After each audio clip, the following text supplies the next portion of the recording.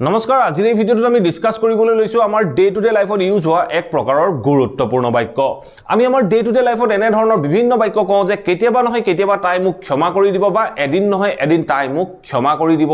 কেতিয়াবা নহয় কেতিয়াবা যুদ্ধখন শেষ হ'ব বা এদিন নহয় এদিন যুদ্ধখন শেষ হ'ব এনে ধৰণৰ বাক্যবোৰ আমি কেনেদৰে ইংৰাজীত ক'ব পাৰিম তাৰ বিষয়ে জানিবলৈ যত্ন কৰিম আজিৰ এই ভিডিঅ'টোৰ জৰিয়তে গতিকে ভিডিঅ'টো খুব ইন্টাৰেষ্টিং আৰু আমাৰ ডে টু ডে লাইফৰ কাৰণে অত্যন্ত গুৰুত্বপূৰ্ণ হ'ব আপোনালোকে ভিডিঅ'টো স্কিপ নকৰাকৈ হেকলৈকে চাওক আৰু আপোনাৰ ডে টু ডে লাইফত ইউজ হোৱা এনে ধৰণৰ বাক্যবোৰ সহজে ইংৰাজীত ক'বলৈ যত্ন কৰক সো আহক এতিয়া ভিডিঅ'টো আৰম্ভ কৰো মই এটা বাক্য কৈছিলো যে কেতিয়াবা নহয় কেতিয়াবা তাই মোক ক্ষমা কৰি দিব এদিন নহয় এদিন তাই মোক ক্ষমা কৰি দিব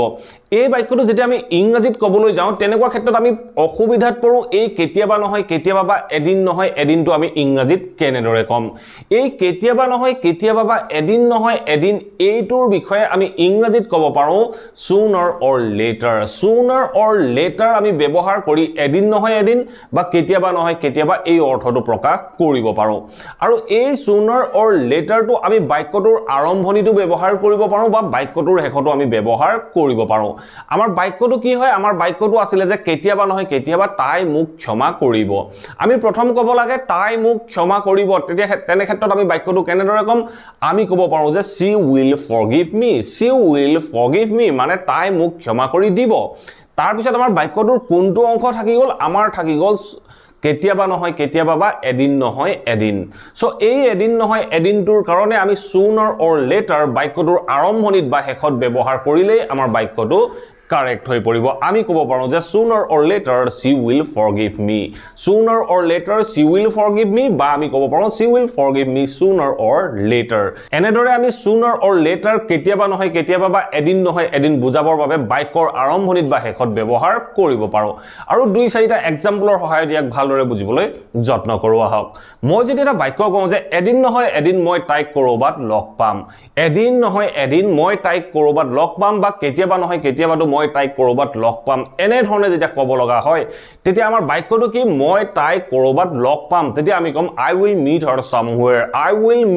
somewhere মই তাইক কৰবাত লগ পাম এতিয়া আমাৰ বাক্যটো থাকি গ'ল কেতিয়াবা নহয় কেতিয়াবা তেতিয়া আমি ক'ব পাৰো sooner or later I will meet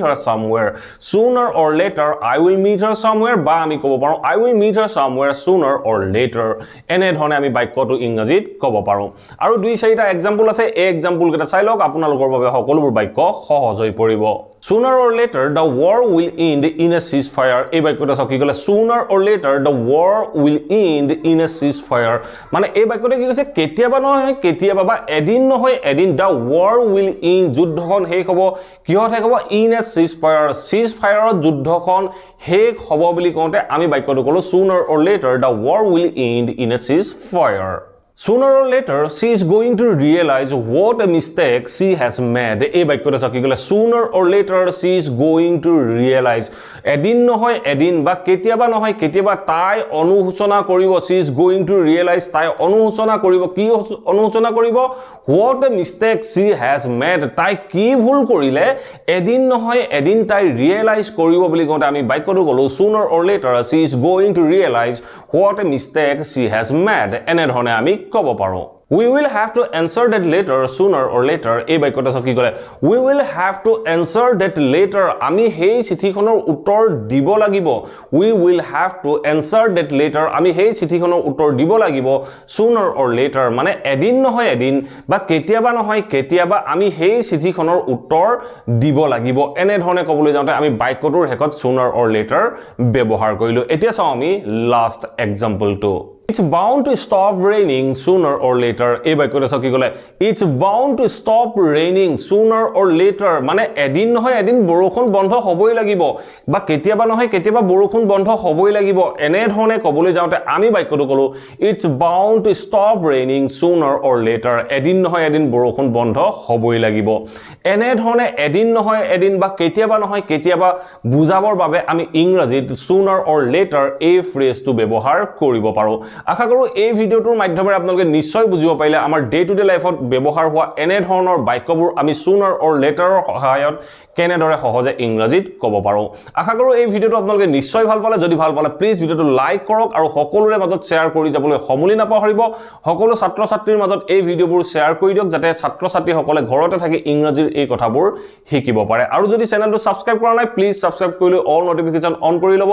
মই আপোনালোকৰ বাবে এনে ধৰণৰ ভিডিও ৰেগুলাৰ আপলোড কৰি থাকো আপোনালোকে নোটিফিকেশন পাব আৰু ভিডিওবোৰ চাব পাৰিব thank you for watching this video have a nice day